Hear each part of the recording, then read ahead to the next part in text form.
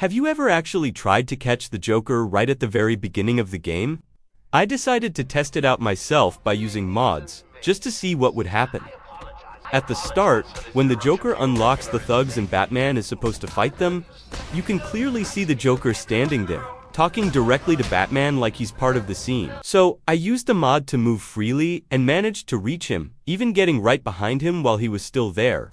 But here's the weird part, the moment I disabled the mod and went back to normal gameplay, the Joker just completely vanished out of nowhere, like the game never intended for us to get that close to him in the first place. It was such a strange and unexpected moment that made me wonder what's really happening behind the scenes in that opening sequence. And did you know that the lighthouse in the game is actually completely useless?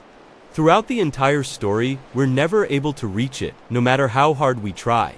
It just stands there in the distance, looking important. Almost like it's hiding some big secret, but in the final version of the game, it serves no real purpose at all. What's really interesting though, is that this wasn't the original plan. Rocksteady Studios initially intended for the lighthouse to play a bigger role in the game. There were plans to add a bridge that would connect directly to it, expanding the playable area and giving us an entirely new section to explore. That means the map would have been even larger than what we got in the final release. And here's something even more interesting. When you're supposed to go to the Batcave, the game normally requires you to reach a very specific spot first. As soon as Batman arrives at that exact location, a cutscene automatically triggers, and that scene smoothly transitions him into the Batcave. That's how the game intends the sequence to play out. But here's where it gets cool. If you manage to go there earlier than the game expects you to, the cutscene doesn't trigger at all. Instead, you're left in this strange, unfinished state where you can actually explore parts of the area freely. This lets you see some of the cut or unused rain effects that were never meant to be experienced during normal gameplay. And here's the craziest part. This is how you can technically finish Batman Arkham Asylum right at the very beginning of the game. If you go to the visitor center early on, and then somehow manage to cross the glass wall, either by using mods or pulling off a glitch, you can actually access an area that isn't supposed to be reachable at that stage of the story. Normally, the game carefully guides you through the entire progression before you ever get close to the final encounter. But by breaking the boundaries and getting past that barrier, you can trigger the final boss fight sequence way earlier than intended. That means, technically, you can complete the game almost right after it starts. It completely skips the normal progression and shows just how much of the game world is already loaded and present behind the scenes, even when you're not supposed to see it. I know a lot of people already know that you can find Ra's al Ghul hidden inside Batman Arkham Asylum, but here's something you might not have noticed. If you get really close to the body bag and take a careful look at the leg sticking out, it turns out the bag doesn't actually contain a full body. What you can clearly see is just a single, hairy leg, and that's it. There's no visible torso, no head, nothing else inside the bag. What makes this even stranger is that when you switch to detective mode, you can't properly detect a full skeleton inside the bag. In fact, you can't clearly scan a complete body at all. This could suggest that there isn't an entire corpse in there. It might literally just be a single leg placed inside the body bag. At one point in the game, you can actually find a fully working metal detector. And it's not just there for decoration, it actually functions. When Batman walks through it, the metal detector starts making noise, just like a real one would. But it doesn't stop there. If you throw a batarang through it, the detector reacts again and sets off the sound a second time. That means the developers programmed it to recognize not just the player model, but also metallic gadgets passing through it. If you use mods to cross the map boundaries and just keep moving forward into the empty space outside the playable area, you'll eventually run into what looks like a massive dome-shaped wall. It's like an invisible barrier wrapping around the entire game world.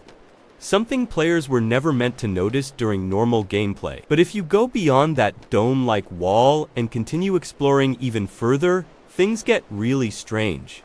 You'll start finding multiple fully modeled buildings hidden out there in the distance.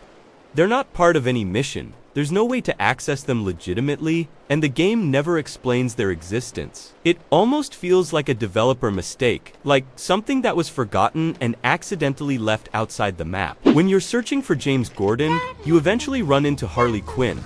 Batman asks her where Gordon is, and suddenly you hear Gordon's voice from behind saying, I'm over here! In normal gameplay, sight sounds completely convincing, and the scene plays out exactly as intended. But if you use mods to cross the wall and look behind the scenes, you'll discover something shocking. It's not actually Gordon's character model there at that moment.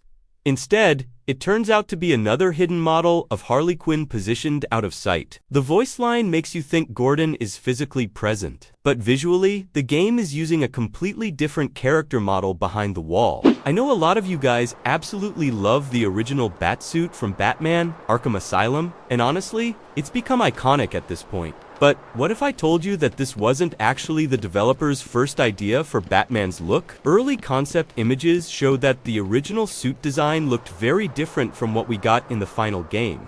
In fact, it strongly resembled the suit from The Dark Knight with a more armored, tactical appearance that felt closer to the movie version of Batman at the time. However, as development continued, the team decided to move away from that film-inspired design and create something more unique to the Arkham universe. The result was the now iconic Arkham Asylum Batsuit, a design that blends comic book style with a darker, more realistic tone. Did you know that the opening scene of Batman Arkham Asylum was so iconic and well received that the developers essentially recreated that same style of introduction 2 more times in later titles? Take a look.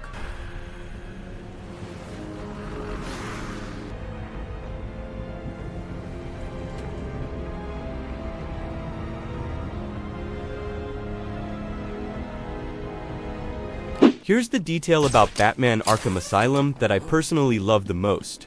If you've played Batman Arkham Knight, you already know that Jason Todd was brutally tortured by Joker inside Arkham Asylum. But for the longest time, we never actually knew where inside the asylum this happened. The game tells us it occurred there, but it never shows the exact location. That's where Batman Arkham VR comes in. In Arkham VR, we get a brief but important glimpse of Joker torturing Jason Todd. And in that short clip, we can actually see parts of the environment, specific lights, wall details, and even an air vent in the background. Now, here's the amazing part.